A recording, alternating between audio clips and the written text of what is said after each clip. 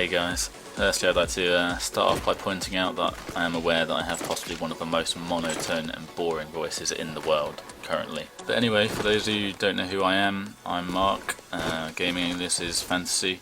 Been playing the CoD series for going on around 7 years now, ever since the original CoD1. Playing at the highest level of the game for roughly 4 years now. Played in teams such as Reason Gaming, Team Coolermaster, Dignitas, and now most recently playing WinFat. Nevertheless, I thought I'd make a quick video, or I hope it's quick, about the very standard basics of ProMod. So it could be helpful to some people who are looking to get into ProMod or have just started playing. I'm going to try and cover a couple of things such as strafing, why it's important. Probably one of the most important factors of the CoD series compared to other FPS games at least.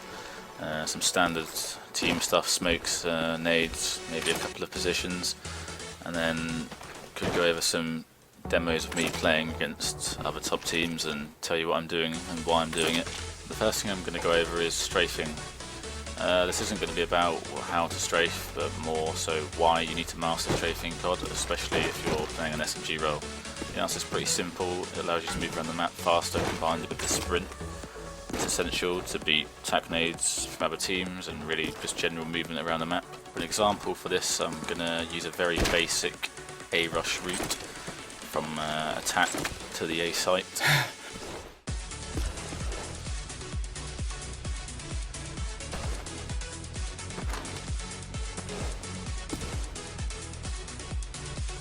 I'm basically now just going to walk towards the A site and try and sprint as much as possible. As you can see, you do gain 1 second, although it doesn't seem like a lot. It's usually the difference between a nade landing at your feet and killing you. I don't think the main objective of this route is necessarily to get to A like you're on Red Bull, but instead to beat the nades from the up 4 to get to A safely. Although it maybe wasn't the best example, I think it at least demonstrates why being able to strafe well is important within the game. There's plenty of strafing tutorials all over the net if you'd like to learn how to strafe.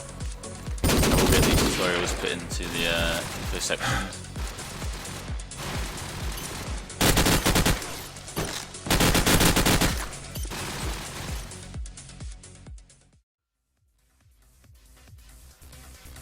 Right, okay, so now basically I'll just go over some extremely standard nades which everybody should be doing on both sides of the map. Firstly, we have a back A nade, one of the most important, especially combined with the next nade, which is a red car nade, which can sometimes pick up some unexpected kills. A B long nade to stop people pushing from that area into the middle. And finally a bottom hardware nade if you or your team is planning to push middle.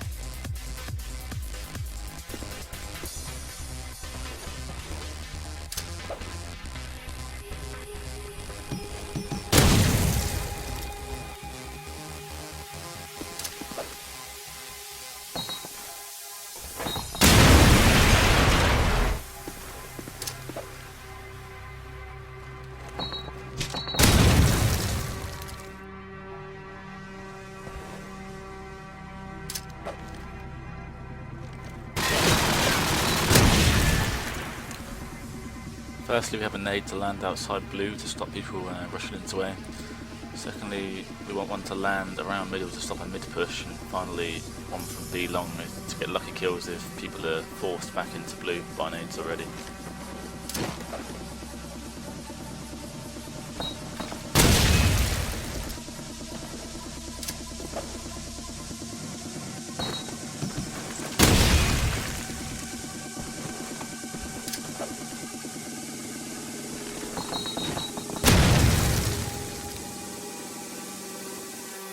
So here's 1 or 2 clips of these nades working against Suga.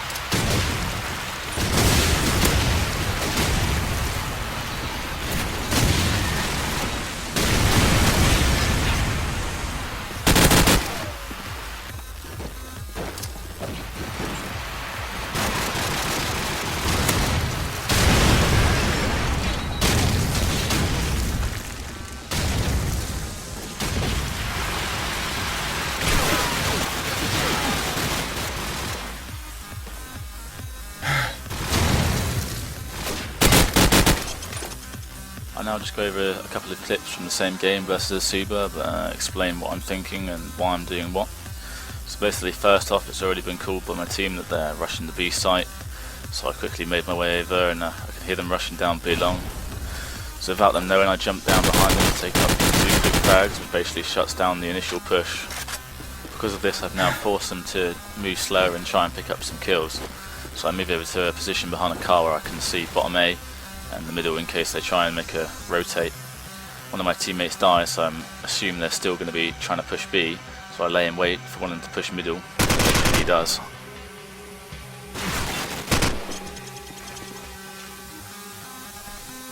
I'm now going to use the standard A rush that I showed earlier to try and make my way into A. Because I got into A so easily last time, they've tried to use flashes to slow me down due to the strafe. I've only just semi-flashed and I was able to pick up a kill on back A. I'll make my way to top A with a height advantage to see if I can spot anybody. Due to hearing some shooting across the map, I chuck a nade to try and pick up a kill. Now I guess the second SMG should be an A somewhere. Now my teammates have died, I'm in a one-on-one situation. I know the bomb was dropped on B long and so is the enemy.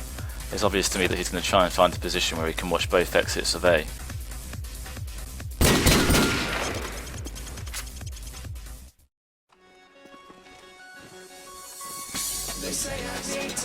I make my way to defend A and jump on the bin to see if anybody's rushing the bomb.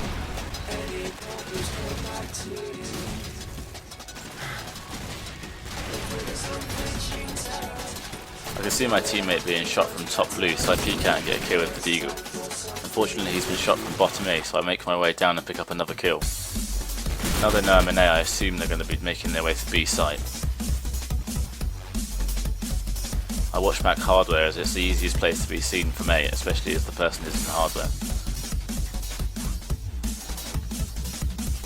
I pick up another kill and luckily see the last person drop from blue.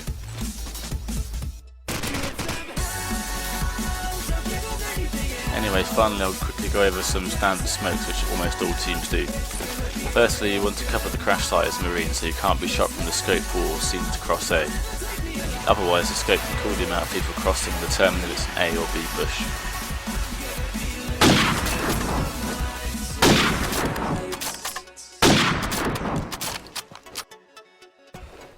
Another great smoke as a marine is to cover the front of hardware.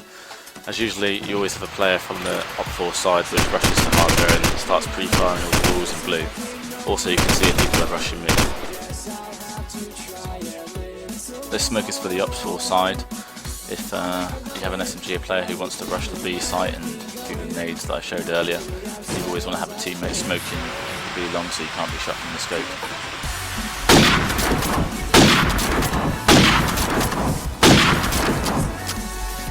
The last smoke I'm going to go over is for the Marines. It's really one you should be doing by choice. It's basically you just do the same as the attack nade that I showed earlier into back A, and it just helps the SMG rush into A so they can't be seen crossing the front A door. That's all I'm going to do for this video. It's so basic I doubt that anyone in the world will ever find it useful, but if it even helps one person I'll be happy.